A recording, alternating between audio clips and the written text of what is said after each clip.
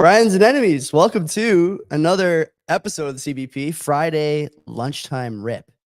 I had a delicious baguette sandwich today. Oh, carnivores in shambles, I know. Nice baguette, some soft cheese that my wife bought. Don't know the name. Probably couldn't pronounce it even if I did. Lettuce, tomato, mayonnaise, chicken breast. I think that's the best sandwich meat. I'm kind of partial to the Italian sandwich meats too, but chicken breast is nice, good crunch. Not quite a crunch, but a good bite. Doesn't pull the same way that salami or prosciutto does. But yeah, I hope you're having a good lunch. And thanks for coming. Thanks for stopping by. Today we're talking to Brandon from BTC Trading Cards. I gotta be honest, I don't know anything about Brandon, and I don't know anything about trading cards except Pokemon cards that I used to when I was a kid or deal with those, when I was just a little guy. But I haven't dabbled in that in a while. I will say that in the summertime, Huddle D and I were out for beers, and we had to stop our activity for like 10 minutes in a parking lot because he had to buy some kind of BTC trading card release, I'm pretty sure. So I'm sure we'll talk about what they got going on over there with the releases and the rarity and the scarcity and the collectible stuff. Bitcoiners love this stuff. I don't know why. There's a lot of overlap though. People seem to enjoy them quite a bit. So we're going to get into that with Brandon. But first, as always, friends, the ads, commerce up front. EasyDNS, best place for you to host your content. Your friendly neighborhood registrar, as Mark always says. We're using them for CanadianBitcoiners.com for our email, for our website, for our posts, for our YouTube stuff. And we're going to move over to them more and more as Anchor and Spotify continue to fungool the process and fumble the bag from a lot of podcasters, I think, judging by the Twitter feedback they're getting. We're going to continue to move over to EasyDNS as much as we can to kind of become a self-hosted entity with them as much as possible. They have everything you need there. Virtual private server stuff. So if you want to run a BTC Pay server, Bitcoin node, Nostr Relay, Nodeless implementation, they got you covered. Mark and team. They'll do email for you, like I mentioned, PGP and GPG, which are two different things that do exist in the email world, both of which make it a little harder for the big man to crawl your data as it travels the fiber lines under the ocean or whatever it does. And of course, if you tell Mark we sent you, you'll use the code CBP Media. Is it CBP Media? I think it is. On easydns.com. You get 50% off your first round of buys, which is great. Mark's been a great friend to the show. And we look forward to seeing what you guys do with that opportunity and with that discount. The second sponsor on a day like today, man, like I almost wanted to turn my block clock off. It was down because we had a power surge here yesterday, but I replugged it in this morning. I thought I can't just be up on the up days and down on the down days. I got to be up on both times. So price obviously down today, like 5%, 6%, 7% earlier or in the middle of the night for you night owls. Bullbitcoin.com, best place for you to take advantage of those dips. Go to the post office, bring your QR code, buy KYC free, very light KYC. You do need a phone number now when you register, but there are services available for that. If you are in need of one, I'm sure you can find them online. They use Lightning. Check the Telegram chats you're in. I'm sure a lot of you guys are in Bitcoin Telegram chats that are more competent and able to help with that than I am, but certainly I could probably do my best as well. And I know I've gotten some asks from you guys, so I'll think about how to do that. Don't forget too, if you need to pay your bills, you can do so in Bitcoin with their bills service, BYLLS. Everything from like your property tax, your fiat university bill, your cell phone bill, all the stuff that you should have gotten out of, because if you're not out of it, you're short Bitcoin, but you didn't because I don't know why, honestly. You can pay the bills there with Bull Bitcoin as well. Use the link in the promo code. I think the code is like mission.bullbitcoin.com/CBP or something like that. And when you sign up, you get $20 when you fund, which is great. I mean, you can't beat that. You're going to go with with a phone number that may or may not belong to you, and they just throw you $20 on your first buy, which is great. You can't beat that at all. So two great sponsors. And now I'm going to bring in Brandon from Bitcoin Trading Cards. Brandon, okay, where are we going to start here? I don't know anything about you. Maybe we should like start with your history, your background. I know. Where do you want to start? Hockey.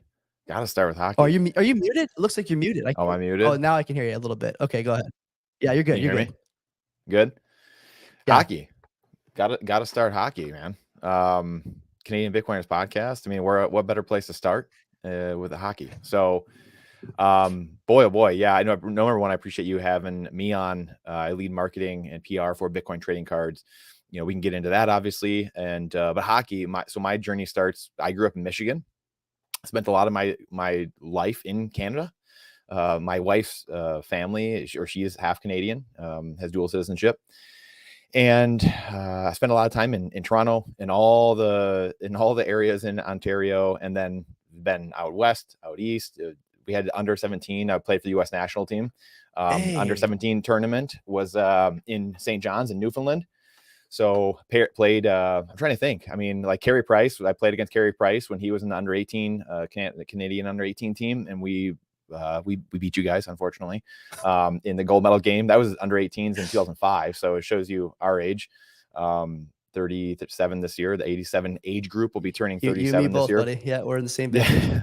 There you go. So yeah, I just grew up playing hockey, grew up playing travel hockey around here, and my whole life played for Little Caesars.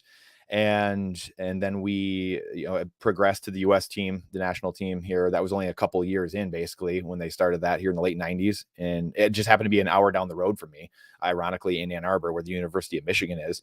And so I played there for 2 years and then played at Michigan State University. And we won a national championship there. It was awesome times there. Played with a lot of great people in all those teams, as you can imagine. But I got hurt. I got really hurt, actually, my under 18 year.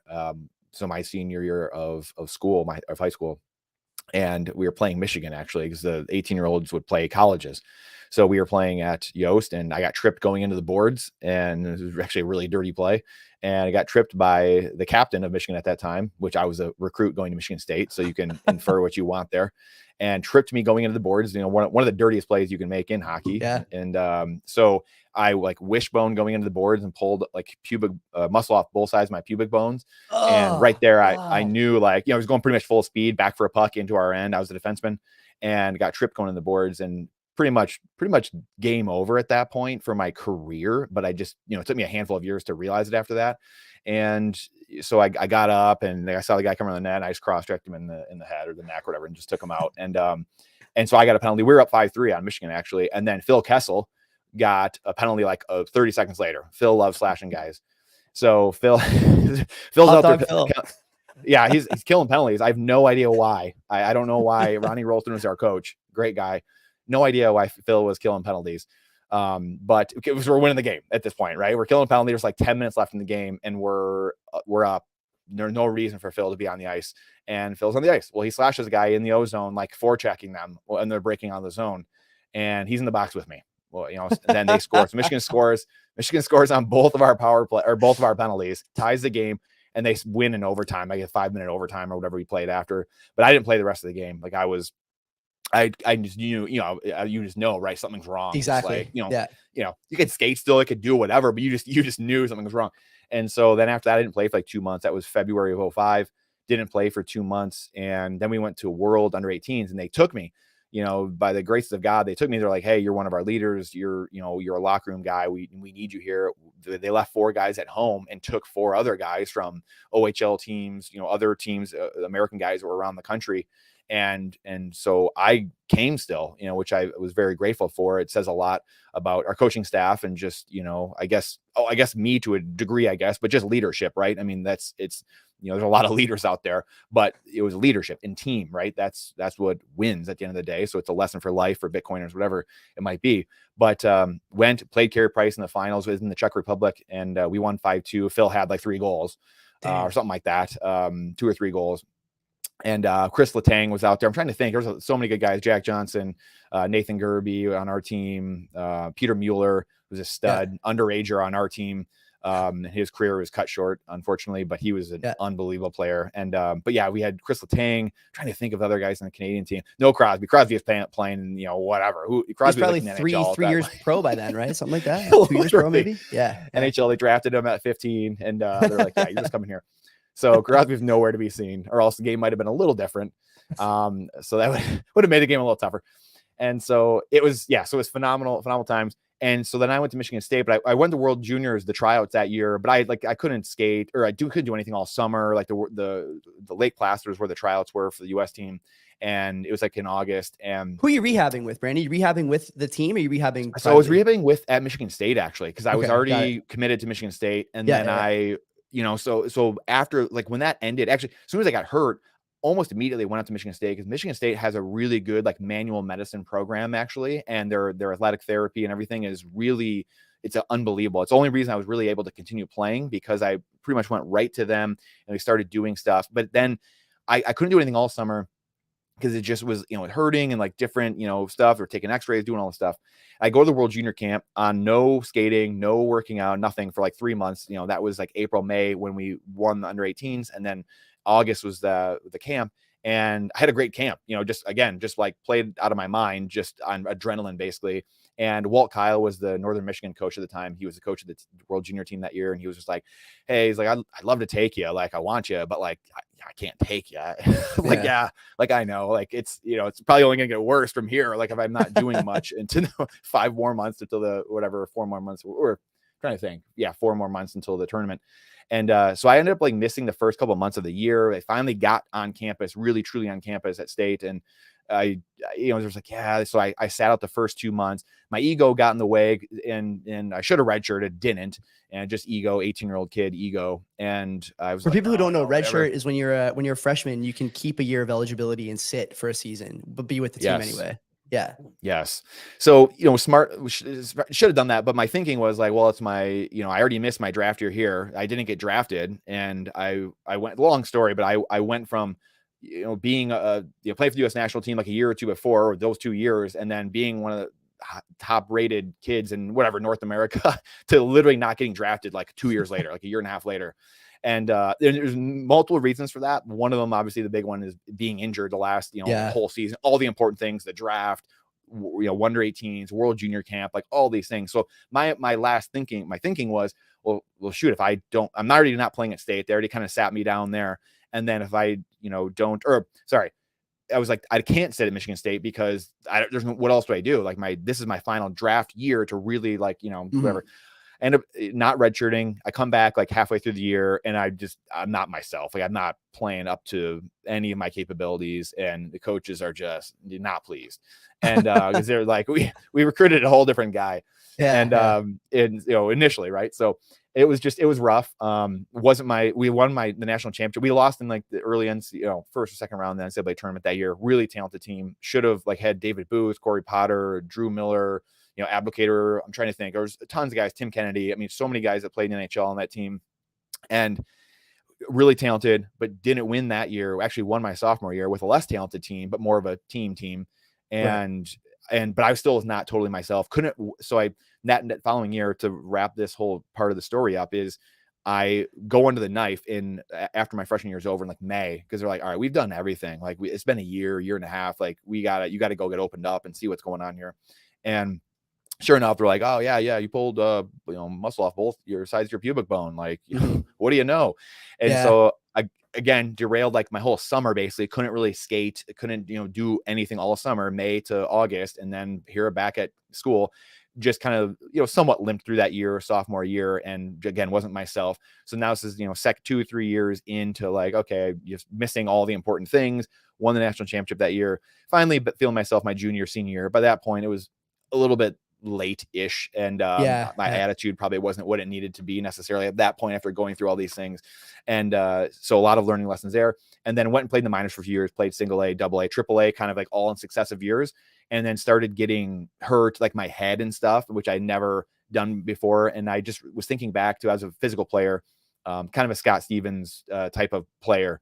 And I was just like, wow, I heard a lot of guys growing up, just like really like once as an athlete, as like what you start to like hesitate in a way, and you're thinking about stuff like that. It's just game over. You can't play. You can't play. Yeah, you cannot play like that. And so I hung them up when I was like 24, whatever, like right around there. And I was in the AHL East Coast and played like half the year each year or whatever in that last final year. But I was like, I'm done. It was like, okay, things are ascending now. I'm kind of like back to where I should kind of be now. But I was like, I can't do this anymore. I can't the way I need to play, blocking shots with my teeth, get in fights, whatever. And the game was changing, right? So this is 2012, 2011. The game's really starting to change. Took a few years, obviously, after the rule changes in 2005 took place, and the game's really starting to change. And it's wide open now, right? Different game. Yeah, it's wide, exactly. And so now, it's one of those things where the game was starting to really change, and I was just like, yeah, there's just too many things coming together. And so then, but during all this, the crash of 08, 09, this is where, Bitcoin, the money, all this stuff comes into play. I was very political growing up, very like founding fathers of America, the Constitution, things like that. I grew up hunting here in Michigan, conservationist. Yeah. So it very just like, to the earth in a way, and just like, sovereign, just like, I don't need government in my life. My dad was always questioning everything, kind of taught me that, like, when you're independent and resilient, you don't need government. You don't need any of these things. So to me, it was just inherent, and always made no sense to me that you have people out there like clamoring for government, clamoring for BS from other people. It just made no sense.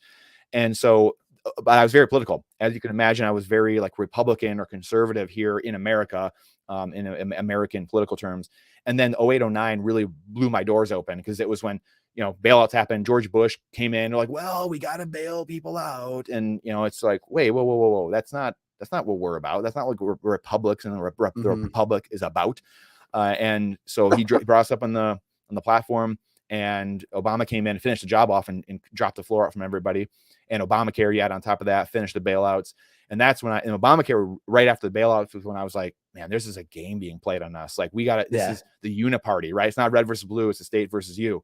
And that just blew my doors open. So I stopped like the political stuff really, and just started focusing on myself. Like, how can I improve myself? How can I gain new skills? So this was all happening during in the minors, basically, when I was in the minor leagues, and seeing this happen, just studying news all the time, watching this happen from 09 to 2012. And then I was like, okay, the Obamacare stuff happened, and Occupy Wall Street, the Tea Party, two sides of the same coin. The media is telling us we hate each other, but we really are the same people in essence, right? But no one knew it. People at that time just didn't believe the media was that corrupt. I fortunately could see that. Most people didn't. Even now, right? We're still kind of dealing with that. People are just learning. And so 2012, Obama gets reelected, and I was just, my jaw was on the floor for 24 hours. I was like, dude, you guys didn't just see the last 3 years. And looking back though, I realized like Mitt Romney is a terrible candidate. And one of the worst candidates that the Republicans have ever run in my all time. Easily one of the worst candidates. And it's like, I guess just goes to show you, right? The people that are running, it attracts, governments attract the worst people in the world in essence. And also there's a game being played. Like, there's a game being played. You are being played. And that's where and Romney actually had the 20,000 person Red Rock in Colorado, and he was filling stadiums before Trump was. Like, people forget that the fervor was that high because it was an anti Marxist vote. It wasn't against Obama. It wasn't against like Democrats, really. It was against this Marxist socialist philosophy. And that's what, Obamacare, all these things, the bailouts, that's what people were like, what is going on? And so I was like, oh, this guy's going to win a landslide. He's a terrible candidate, but he's going to win a landslide. And then he didn't. And it was like, whoa. Like, what? Something doesn't add up. Like, there was something very fishy. So that was like my final thing where I was like, okay, I'm off to like myself. Like, I'm working on me, my skills, build a business. I got out of hockey. So this is when I got out of hockey, 2012. I'm like, I'm done. Like, I'm going to do my own thing. I got to prepare my family for what is coming, because I could see it, like being a history buff and like seeing the stuff for years since I was a kid, and studying these things, talking to my dad about these things, going on hunting trips. We talk about these things.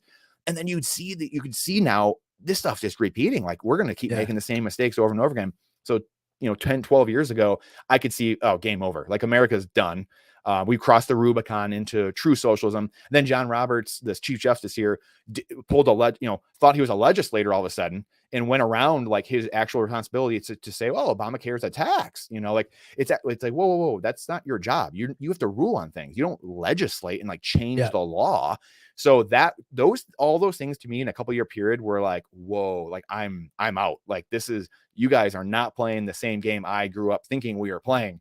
And to me, I still don't understand how most people don't see all those things. Again, it's so weird to me, but that led me on, again, building businesses, getting into real estate, studying money, Creature from Jekyll Island, all in that time period, understanding money, gold, whatever, gold and silver, all this stuff.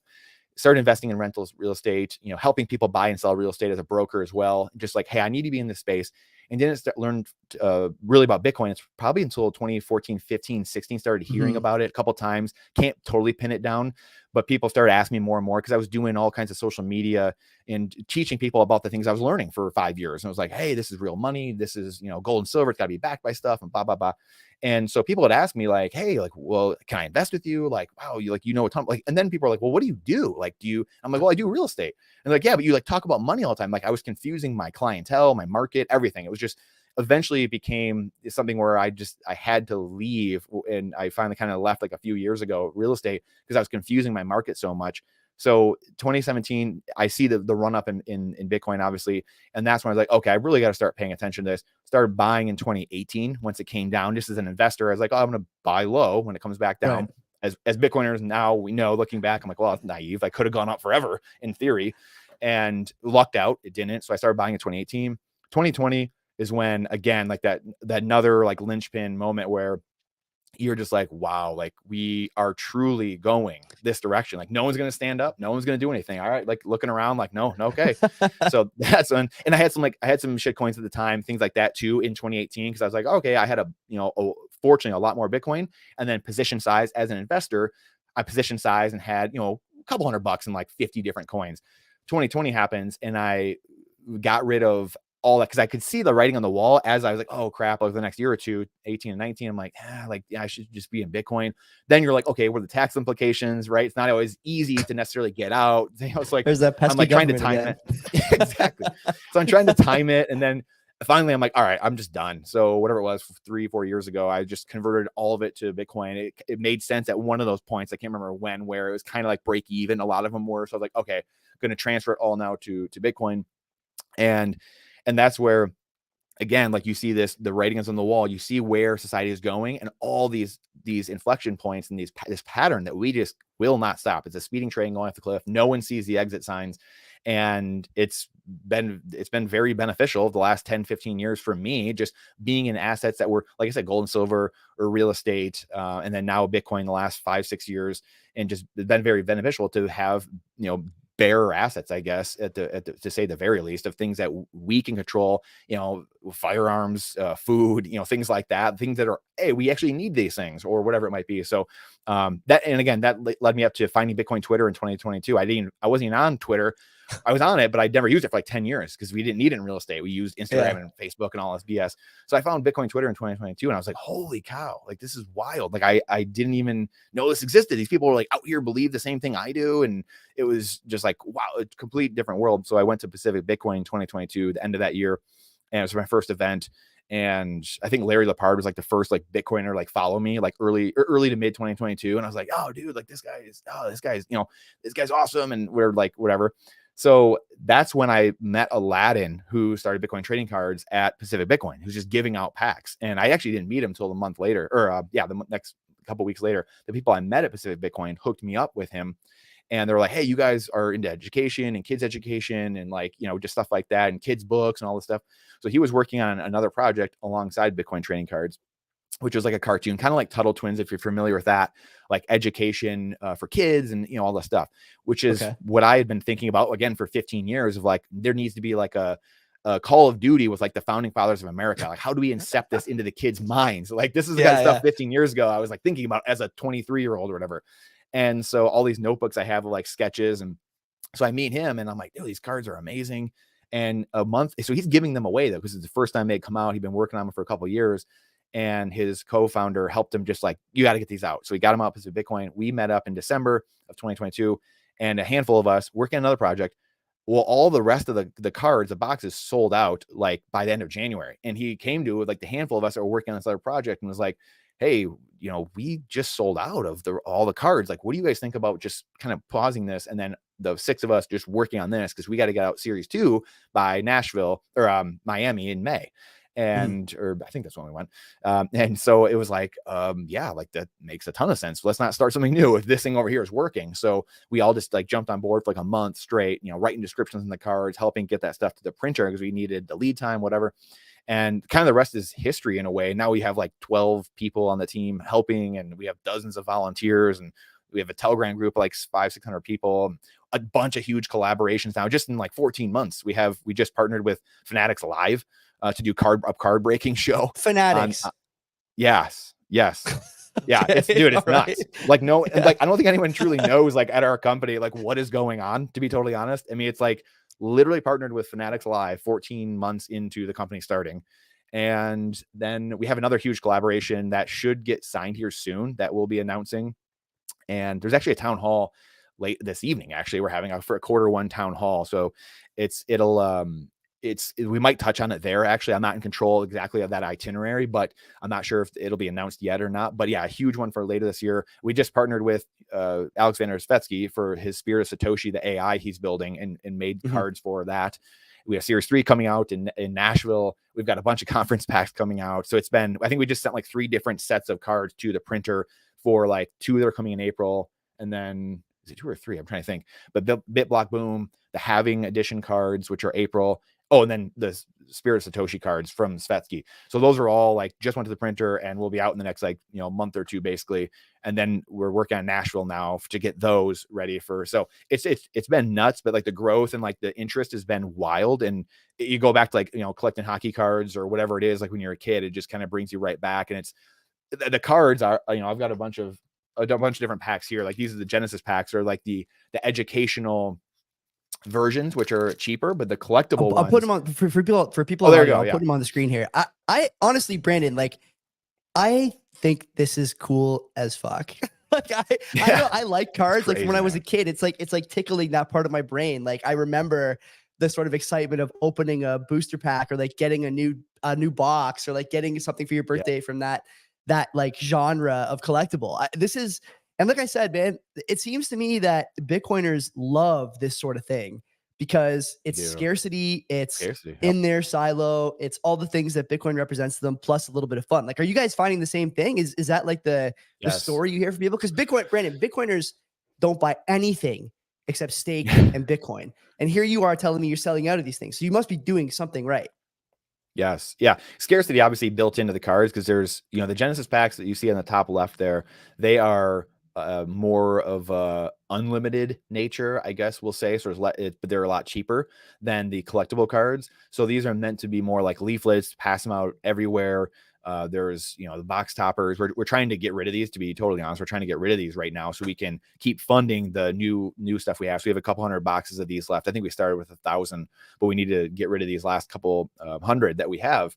And that way we can keep funding, because we're just self-funded right now. So we've talked to investors and things of that nature, but we're self-funded right now, and just pouring everything back into, there's literally like very little that has actually gone out to the team. There's been like contract basis, like with certain people that have helped do media or things like that, but that's it. I mean, it's all self-funded. Everything's poured back into the cards right now. So we're going through those different avenues of like, what are we going to keep doing here? So there's the Genesis is a more educational side, a lot cheaper, obviously, but there's not foil in there. The version 2 of those that are coming out this year, like $69 and $50, not that big a difference, is it? I don't think it is. Well, for the Genesis ones, like each pack is a couple dollars basically. Where a pack of the collectible, like Series 1 or Series 2 orange pill in a pack, those like the flagships, where there's only like 900 boxes, basically 21,000 packs total. Those are pricey. Those are 20, 30, 50, $60 a pack. And then a whole box is, the first series was $500 a box for a box of 24 packs with 10 cards in each one. That was the first series. The second series were $621 a box. The third series in Nashville, I would imagine, probably gonna be double that. They're probably gonna be 1,000, maybe 1,200 a box, because there's only 900 boxes. Yeah, it's crazy, and it's scarcity, right? It's Bitcoin. It's a great learning lesson in teaching people scarcity. Number one, because you can see like the price is the only thing that can move. Like we can't make more of them. We can't make more of the orange pill in a pack boxes. So only thing that moves is price, and that's what is so different about what like the like Pokemon or all these other card companies, Magic the Gathering. They print billions of cards. They'll do crazy things where it's just and there's you got to be careful with what you're buying at times, right? So it's a very cool project where it teaches people, obviously, just the cards themselves. Taxation is theft. Government can't stop Bitcoin, and it goes through, and we talk about the beautiful art in the front, and then on the back we'll explain in a paragraph or two what exactly that topic is, or whatever it is. The Bretton Woods Agreement, talking about the gold standard, bull markets, bear markets, centralization, decentralization. So we go through all these. We have people in the packs. Natalie Brunell's in there, Lynn Alden, Lisa Huff, I'm trying to think, Greg Foss, Samson Mao, and the list goes on. We have a bunch more people coming out in Series 3, obviously coming up here this year. So it continues to build and grow in that regard. The scarcity is a huge aspect of it. And with the Genesis packs, we'll have foils in them coming up this year as well. Once we sell out of the current Genesis packs we have, we will have foils. They won't be super rare, but they'll be, one of 1,000 cards, one of, 2,500 cards, stuff like that, where there's foils where people, because like you said, when you open them up, like people love seeing the foil. They love seeing the beautiful, shiny, the foil. So that will be in all the packs going forward. And you can get a box though. So like the big thing, like I've bought a handful of boxes where if you buy a whole box, it is a couple $100, but you get a box topper on the top, which is a 1 of 99 card, or it could be a 1 of 1 card too. So it could be a card that's worth hundreds or thousands of dollars on top of the box. And then you get the whole 100 packs. So there's no foils in the packs, but you can give the packs out, because the problem we had was that people were hoarding the first and second series. And the whole point of the company is to orange pill people, right? Is to educate people and orange pill people. But there's a lot of boxes and packs now in cold storage that people, they just sit there. So it's great. Like, it's a great problem to have in a way as a business, but we want to educate people. That's the number one mission. And the collectible, scarcity part of it is a great selling tool that we have, that we don't have to conjure it up out of nowhere. Like a lot of businesses have to create scarcity. We don't have to, we have it built in. It's the only thing that boosts price.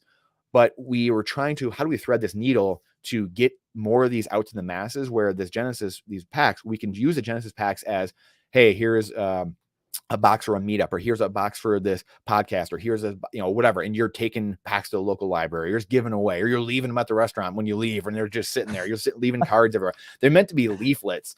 And so people aren't scared to give packs away, because people were literally like, you're like prying them from people's hands just to give them away, the flagship series. Because you're like, well, what if there was like a $5,000 card in here, or a 10? Is that the case? That's kind of my next question was going to be like the secondary market for these things. Is it as nuts as I hear? Yeah, it's nuts. So if you go to Scarce City is, Bitcoiners, they have, resale market. They resell a bunch of different things in there. And I don't think we're on, what's a Sats crap or something like that. That's another one. I see on Scarce City, there's a Bitcoin, there's a Sessions card. Yes. Yeah. BTC Sessions. I'm trying to think about the people on there, but it's not cheap. Like 200,000 sats. Like that's, that's not cheap. And then 150,000 sats, 200,000 sats. Yeah. So there is a secondary market for these things. That's for damn sure. Oh yeah. Yeah. It's wild. Like I've seen cards. Aladdin sold a series 1 box at Unconfiscatable. So just a couple months ago for like $5 to $10,000. And it was originally $500. Like you could have bought it a year before for $500. So an unopened box it went for 6, 7, 8, 9, somewhere in there. But we sold one in Miami like that too, just a couple months, 6 months after the series 1 came out. So, and again, series 1 a little bit more, but again, like the collectible cards, the 21 clubs that are in, there's 5 different 21 clubs in the series 2 boxes, and sort of 105 cards of those total, the 21 clubs. They're very, very rare. Those sell for thousands of dollars, like, 2, 5, 7 million sats minimum. I've seen a couple go for 10 million, I think 15 to 20 million sats. Now that's come down in sats a little bit, obviously, over the last 6 months, because the fiat price has gone up. Right. So that's the only reason that the sat prices has come down. So anyway, it just goes to show you, like, there's a collectability in this part of it where it's just very different from what like you said, what Bitcoiners are used to. And we want to be the entertainment arm of Bitcoin. We want to be bringing DJs to conferences, have mascots. We bring this huge Satoshi costume that a Hollywood wardrobe artist built, this Satoshi Nakamoto spacesuit that Aladdin created. And we have Mother Satoshi's in the card. So it's Bob Burnett's wife is Lola Burnett. She is Mother Satoshi. So she's like a bodybuilder. Yeah, it's wild. And so like she'll walk around with the garb on with the Satoshi. I've gotten the Satoshi the costume before at Pacific Bitcoin, and it's like, it was hot. Like, holy cow. But it's unbelievable. It's like built, it's literally Hollywood level. Like, it's like a foam suit, and you'd think it'd be like 300 pounds, but it's like super light, has a fan in it and stuff. Like, it's the fans and the headpiece are very important for the mascots. Oh, it's huge, man. Huge. So yeah, dude, it's a wild ride the last 14 months. But like I said, we want to be the entertainment arm, because Bitcoin needs the entertainment. Like we have all the altcoins, shit coins, NFT. They take a lot of the quote unquote fun, because they're doing like ridiculous stuff. And, Bitcoin needs that. It needs, good, ridiculous stuff, I guess, right? It needs like, hey, we need to get the excitement here, instead of just like telling everyone they're wrong. and we need to attract people here. Not just because of bad things happening, Trudeau, freezing all your bank accounts, and not just because prices skyrocketing. We need more reasons for people to come in here. We need some fun injected into this. So that's really, our big goal. So I pulled up scarcity here for people who are on video. And if you're on audio, I recommend checking out the video thing. While Brandon was talking, I was just kind of browsing the question. I mean, I don't know whose idea it was to give Corey like the reverse dunk, avatar, but like, did he demand that? Like, who decides what these guys are getting on the card? So that's a really good question. Aladdin, I don't know in 100%. I'm 99%, I guess, on this, but Aladdin generally has an idea. He's the creative one. I lead marketing, for instance, obviously of saying that PR marketing and everything. That's kind of my genius zone. We got really cool people on the team that have like really cool superpowers in different areas, but we have a handful of artists. There's a bunch. So like the new series we have coming out, we're working with like 21 different Bitcoin artists. Aladdin headmans that because that's his genius zone, which is the creativity. And like, he has a thought behind what he kind of wants for every single person. And then he sketches that out basically. And then he sends it to too much. An artist. The face, I didn't even notice the shattered backboard with the shit. Yeah. So yeah, it starts with Aladdin, like in his head, and he sketches out his ideas, and then he works with one or two of the artists, and like Asanoa now and Sam, one of our guys, and they kind of start getting it to like a phase 2 in a way, and then they get it out to whoever's going to do the actual art. Another artist, or Asanoa has done a bunch of the cards himself. Aladdin's done some of the cards himself too, but like, again, obviously he's pulled in so many directions that he doesn't get to always do, bless you, his favorite thing, which is the art on all the cards. But it starts with him. The genesis of everything starts with him and sketches and what he's kind of thinking, his idea. But he spends, like, we were just doing a podcast the other day, and I didn't even know this actually, to the depth that he goes. The quality is so high level, and that's the thing. Like, I've never seen anything like it. He's great at taking care of community, and he's great at putting out quality things. So those are the two things I can say about him. Those are his genius zones. And so like our Telegram group, like, people love him, and he takes care of people like you can't believe, and just like, rights wrongs, and we're all gonna make mistakes, and he's just so good at like sensing the community and like what it needs. And so for like the art, he'll spend like hours on each card, making sure that the artist, the person that has his sketch, knows exactly what he like intends. And like every little piece of it, like he walks through it and is like, this is why I'm doing it this way. This is why I put this thing here. So that way that, it's hours up front, but like he even said, I mean, it saves time on the back end, obviously, because you're not doing all like a million iterations back and forth, because once that person gets it, they're like, yeah, I see where you're going with this.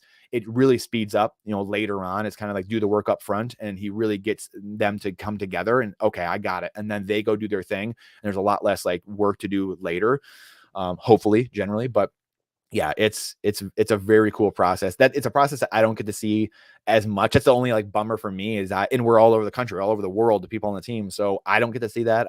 He's in California, I'm in Michigan, but you just seeing it come together from like afar and just hearing about it is wild. Just that art part. It's crazy. How do you guys deal with requests for cards? Like, I would imagine there's a lot of people in Bitcoin who are like, hey, I need to be on one of these cards, and I'm not, and I want to talk to somebody about that. I mean, Bitcoin is a growing community. We talk about this all the time on our show, that like, as price goes up, you're going to get nothing but new people coming in. Some of them are going to be pretty big names. What do you do? Like, I mean, you guys can't produce everybody. So how do you decide who goes on, who doesn't? It's a great question. So we have a huge Excel sheet. It's super technical and advanced. We have a huge Excel sheet with all the people that have either like requested to be in or that we want to be in. So it's pretty, fairly big at this point. And then Aladdin really just kind of goes through and has an idea of, hey, the people, and then like, we'll say stuff, like the team will say stuff like, hey, I really think we should have these people in or whatever. And we'll kind of powwow about it here and there, just depending on the conference or what it is. And because you try to make, and there's themes, like the Heroes and Villains was series, or series 2 was Fudbusters. So like there's themes to each series each year, and so like this year it's heroes and villains, or heroes versus villains. So you kind of have themes of like what it's going to be in a way, and then the conferences can take on a life of their own, the conference packs, which can be a little different. And one of the coolest ones, man, I'm really bummed. The printing just got messed up for Pacific Bitcoin this last year. So we didn't get it till afterward. We only got like the whale packs. The conference packs for Pacific Bitcoin were going to be really cool. And they had like Preston Pish had like an Apache helicopter like behind him, like flying, and he was like dunking like through the air because it was a basketball themed like pack. There was like 7 different Swan people. Oh, it was like my favorite card that never came out. It's like, dang it. Like, so hopefully get to reuse that at some point. But yeah, so it is a process. There's themes to stuff. And then Aladdin really has the ultimate say, obviously, and just kind of like, okay, this is kind of who we want or what I want in this. But everyone kind of will put input, not everyone, but like people who are like, hey, I think this or I think that, and then kind of talk about it quick. But it's nothing too crazy. But it's, yeah, we get a lot of requests, tons of people trying to pay to be in the packs, like all kinds of stuff that we field. Yeah, it's wild. And but we don't, like, as of right now, I mean, we don't no one pays to be in the pack and probably never will be. The ethos of the company, as hopefully someone can tell from so far, fairly red pilled. Like I'm fairly red pilled. I mean, definitely orange pilled, but fairly red pilled. I say that because I'm sure there's more people out there more extreme than I am, but I'm pretty far down that line. And Aladdin is too. And some of the people that were in the company first, and then his co-founder. So you have some of like the core group of people.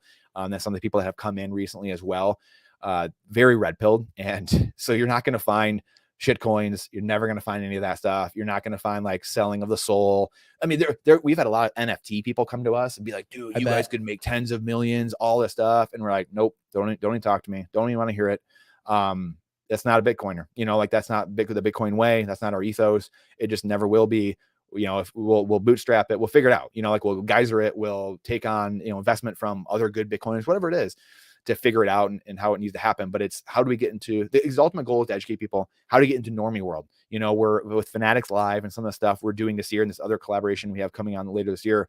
It's really starting to take Bitcoin education into the masses, into the normie world that, not a lot of companies can. A mining company can't do that, just doing normal everyday stuff in the Bitcoin world.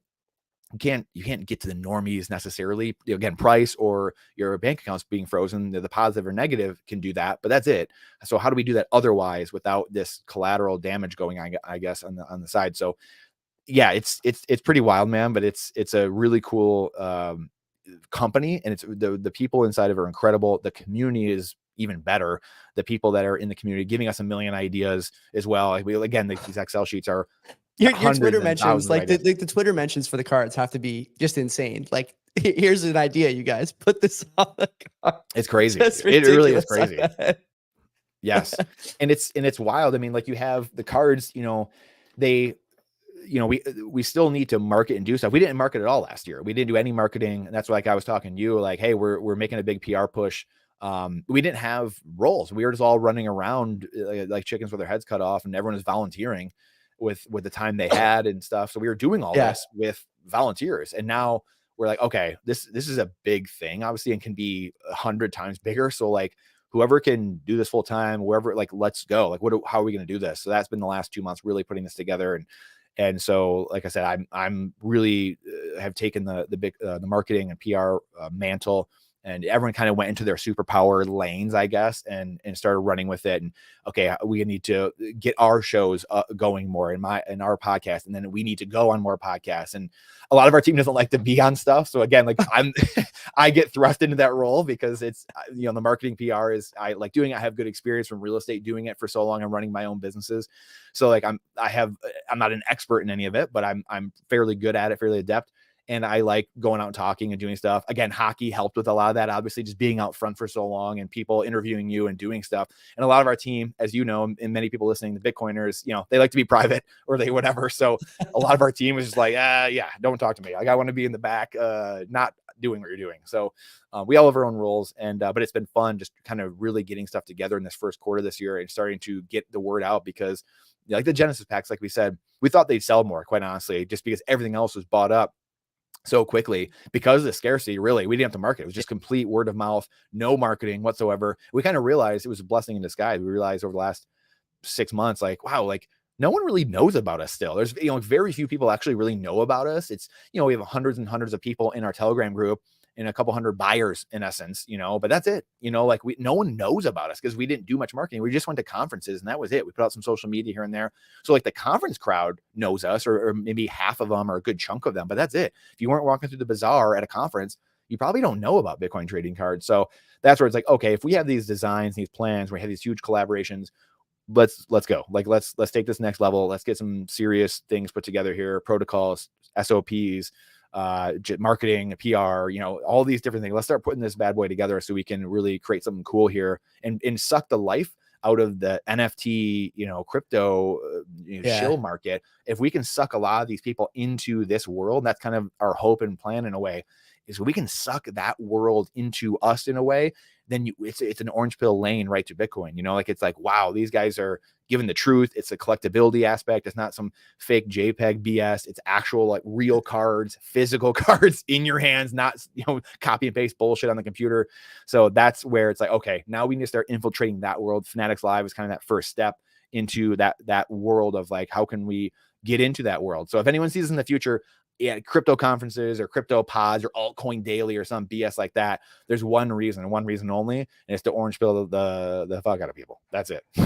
I like it. I mean, the other thing, okay, so I want to ask you, not to put you on the spot, but like Fanatics is obviously a huge company. They for people who don't know, like Fanatics does all the merchandise for, I think, every professional sports league at this point. I believe it's so, for sure. Yeah. It's for sure the NFL or the NBA and the NHL. I think the NFL probably as well. They're not Nike anymore. I think they're Fanatics exclusively. And, they make the jerseys with different manufacturers every year. They take a lot of shit for having a not so high quality product. And I'm sure you've heard this before. Michael Rubin has been on, podcasts over and over again, talking about, the nature of the product and why he thinks it's the best. But a lot of people disagree. Now, you guys have a good product here.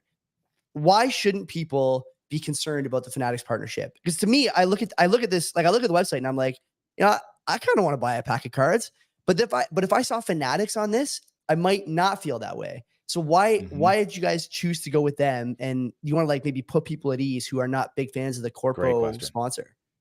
Yeah. And so it's funny, like in doing the research, this is a great question. In doing a lot of the research too, just over the last few months, like our whole team has been watching their breaks and some of the shows they do.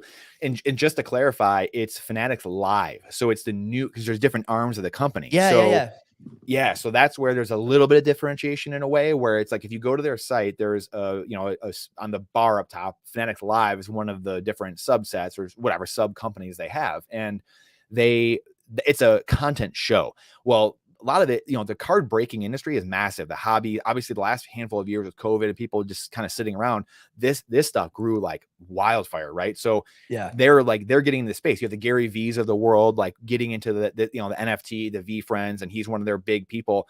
Well, they saw us, and I'm kind of going on a tangent here for a second, but they saw us and what we were doing, and they were just like, dude, this is unreal. Like, this is amazing. We want you to be right up there with Gary Vee. Like, we want you to be like a card show, a breaker show. So we have Coil Breaks, who's one of our guys in our team, and he's going to be the host of the show. So we have what is a breaker show? Like a pack opening? Is that what I'm correct? So it's breaking the boxes, breaking the cards, opening them, doing giveaways, doing like contests on the show. And so a lot of the shows, they're like, it's like, it's just kind of like, there's not a lot going on here. And we've already done a lot of these breaks and stuff just in the last couple of conferences. And Coil's amazing at it. We have JD, who's Bacon Bits on Twitter, is amazing producer director. And then Julian Figueroa, who you might know, of Kinetic Finance. Oh, of course. Yeah, he's helping with JD really produce and direct the show over the next couple of months here to build this. So Coil can be, Coil will be the guy in the seat doing it, because he has 20 years of experience of card breaks and doing all this stuff. And so those guys will be helping in the background, helping him put together the show, so we can really just kind of like blow the socks off of Fanatics Live and just kind of card breakers in general. Because there's fun, but like, a lot of the card breakers are just card breakers. They're not entertainers. So like that's where this divide comes in, and we see it as an opportunity, quite honestly, to answer your question now of it's not Fanatics, because like you said, there's been a lot of people with upheaval just with Fanatics Live partnering with different people, and they're like, oh, they're going to kill the hobby and like all this stuff. Our sole goal is sell cards and educate people on Bitcoin. That is it. Like, I probably put that in reverse order. It's to educate people on Bitcoin. And oh, by the way, these cards have to be super collectible too. And they red pill you and orange pill you. It's a Trojan horse, just like Bitcoin is. So that's the 1 and 2 mission of the company, basically make things and then the unofficial tagline is make things fun and easy to talk about that normally make you want to cry.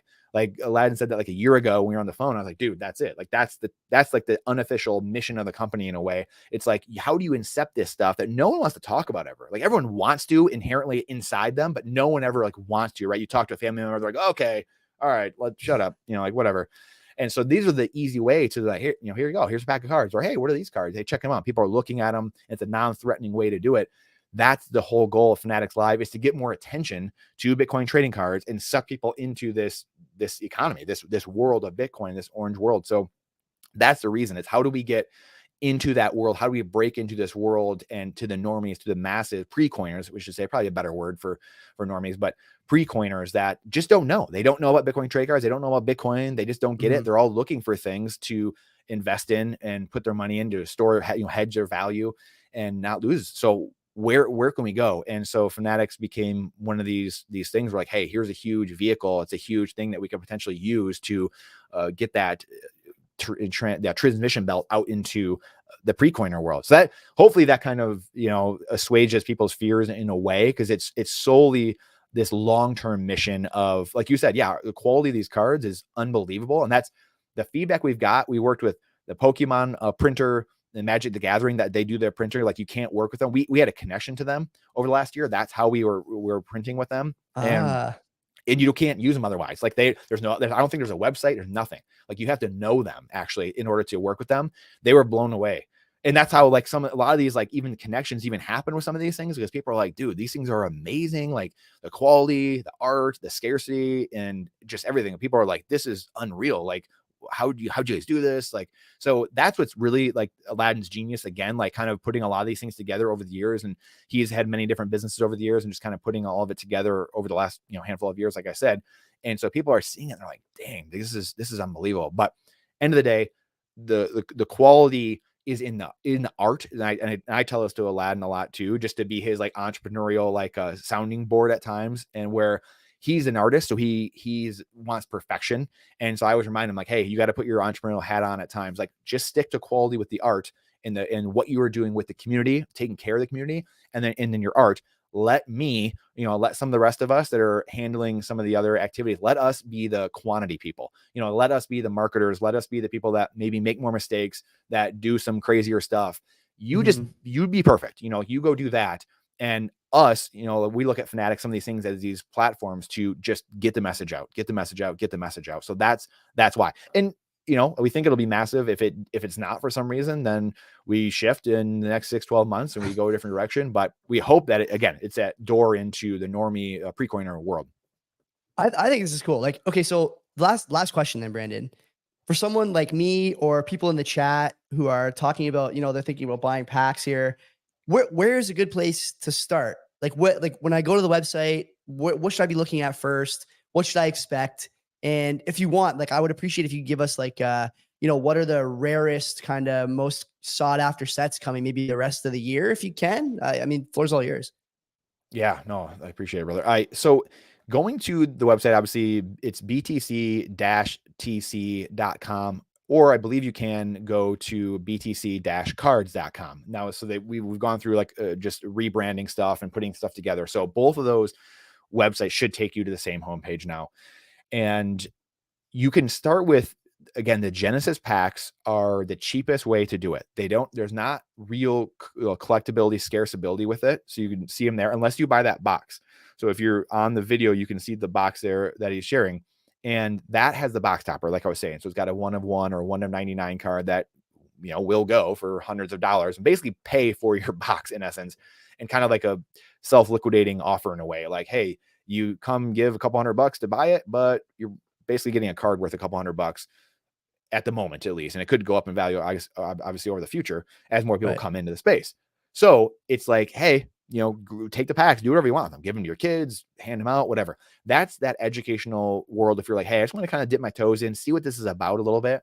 The real quality, real high quality of like the foils and things of that nature are going to be found in the conference packs and the collaborative packs and the Orange Pill in a Pack, like the flagship series, which is the most rare. So we had season 1 at the end of 2022, and then season 1, and then season 22 was in May of last year. Season 3 will come out in Nashville. Now the only problem is season 1 and season 2 are sold out, as you might imagine. The first one sold out in 2 months. The second one sold out in 3 weeks. And Jeez. yeah, so the season 3 will be coming out in the middle of the year. But, again, those are going to be really expensive. They'll be really expensive, which is fine because they're going to be worth a lot of money. But it just depends on what your appetite is, right? It's going to be, I shouldn't even say expensive. I mean, it's all relative, right? So it's, what are you looking to gain out of it? I guess if you're looking to dip your toes in, then Genesis packs are maybe the way to go, and just start handing them out, and they're cheaper and you can see what's going on. And the other ones that will come out in a few months, you can get your hands on those, definitely going to be worth a lot more. And when you're opening on them, or some people seal them and just keep them sealed, and again, they might be worth a lot more as time goes on. So it just depends on kind of what you're looking for. If you're more of like hey, I just want education, I'm looking for Tuttle Twin style stuff, or like just, financial literacy, whatever it is, Prager University type, like that type of thing, where it's like, I'm trying to learn. I'm trying to get my kids to learn. We're trying to have fun. I'm giving them away as gifts. Then yeah, your Genesis packs, your Genesis boxes are going to be your best way to go. If you are a collector or a hobbyist, something like that, that's where getting on Scarcity, checking out the Series 1, Series 2 on the secondary market, the conference, collaboration commemorative packs, all those are those are the ways to look at those if you're really in that kind of collector space. And then Series 3 coming out this year. And for what we have coming out this year is April is the Spear of Satoshi with Alexander Svetsky, his AI project.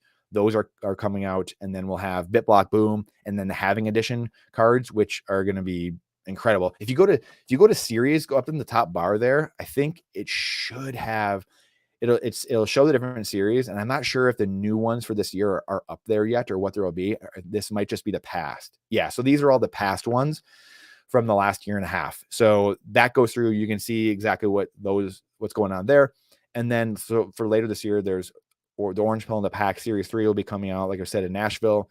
And then I believe we'll have Pacific Bitcoin conference packs as well later this year, and then probably unconfiscatable again later this year. So we have, and then again, another collaboration, probably another 1 or 2 collaborations with some big things we're going to be announcing here, that again, people will probably know about these people that we're partnering with. And as far as Fanatics goes, again, we don't have any plans to make cards with them, to my knowledge, at this point yet. Even if we ever do, right now, it's really just more of the, like we said, spreading the message. It's, they want card breakers, they want content on their channel, and we want to get the message of Bitcoin and Bitcoin trading cards out to the pre-coiner world. That's really the relationship right now, and that's the show we're building to be another platform of marketing and PR outside of what I do, which is going on pods and then having people on our podcast. So hopefully that kind of makes sense a lot. I know I've been kind of going through a ton of stuff here. No, that's good. I mean, I don't mind drinking from the fire hose. Are you coming to the Canadian conference in the summertime? Yes, I will be there. I know people in the chat asking, are you going to be there? Okay, they're going to be there. Yep. So if you want to talk to Brandon and buy these cards, is there like when Canadian conference pack? What's going on with that? Did they not tell you to make a pack for this? No, I know. So I've been the one kind of pushing the Canadian conference again, because I know I'm the hockey guy. I live right by the border here. I'm right by Sarnia and Windsor, an hour from both the Ambassador Bridge and the Blue Water Bridge. So any of you familiar with those areas, obviously, but that's something that hopefully next year we're going to be doing. I know we're doing a hockey game this year. Corey from Hodler's Official. So we'll be doing a hockey game, which he's making some sweet jerseys for that. But that hopefully next year. That's my hope, is that we're going to do it next year. We're trying to figure out the conference stuff, just because, again, as you can imagine, there's not a lot of packs. We probably need to up the prices of them more, just because there's not a lot.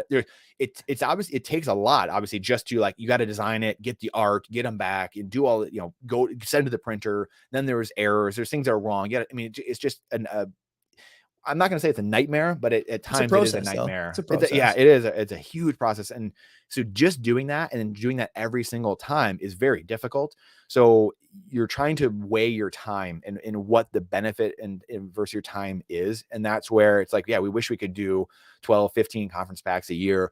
And maybe we get to that at some point, we can do it somehow, but it's just not in the cards right now. And I think we have, like I said, I'm going to be going to the conference.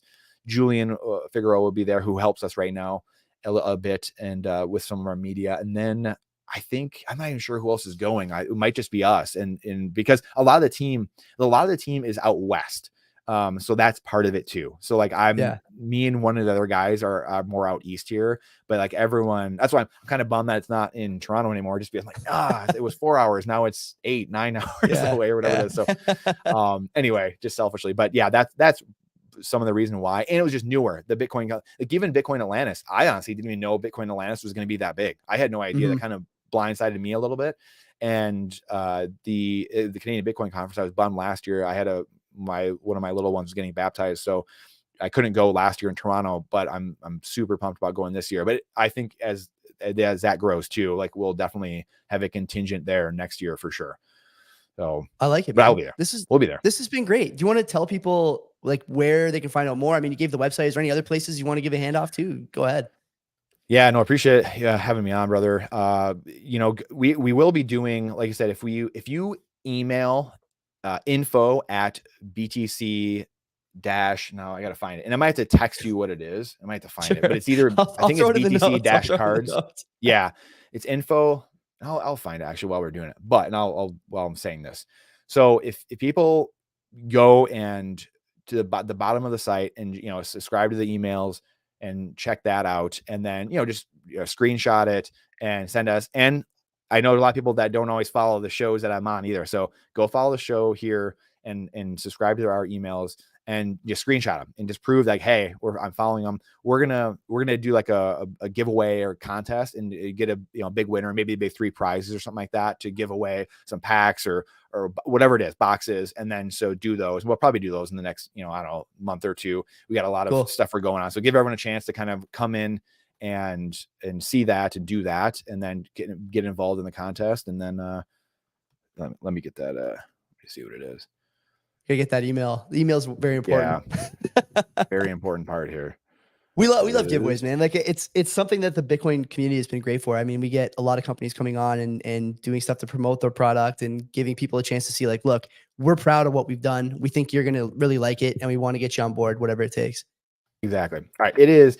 I was correct. Fortunately, it's info at btc-cards.com. Okay. Info at btc-cards.com. So yeah, go, like I said, subscribe to the email, subscribe to this show, just prove that you're in there so you can get entered in the drawing. I mean, obviously we're on Twitter. We're building up the Twitter account's been, blowing up a lot lately. We're putting out more content there. And so, go follow on Twitter, because like I said, there's a town hall tonight. There's some giveaways there actually for BitBlock Boom packs that aren't even technically out yet, but like you're doing some drawings, some giveaways for some stuff there, and which I don't even know the link for that, but I'll send you the link here in a few minutes. I got to find that, and so people. Yeah, your Telegram is linked on the website, I believe, as well. So correct. I could throw that in the show notes too.